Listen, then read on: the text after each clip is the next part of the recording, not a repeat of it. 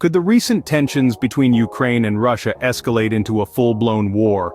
Or is it simply a Cold War in the making? The answer might not be as straightforward as it seems. In the year 2021, investors found themselves reducing exposure to both Russia and Ukraine due to rising tensions and the potential for outright war. Despite the largest buildup of Russian troops on the Ukrainian border since 2014, the market reaction was not as cautious as some investors expected. A phone call between US President Joe Biden and Russian President Vladimir Putin, in which Biden proposed a summit meeting and emphasized US commitment to Ukraine's territorial integrity, partially eased these concerns. Fast forward to February of 2023, Israel, which had maintained strict neutrality in the conflict between Russia and Ukraine, showed signs of rethinking this stance.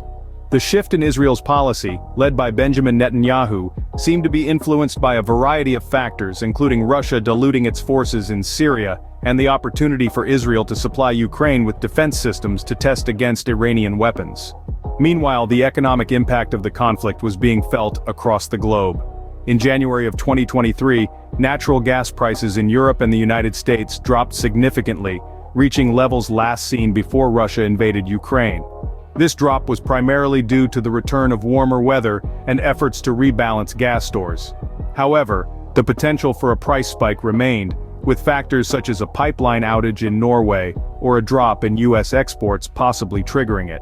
To summarize, the recent events between Ukraine and Russia have had a far-reaching impact, affecting global markets, influencing foreign policy decisions, and impacting global energy prices.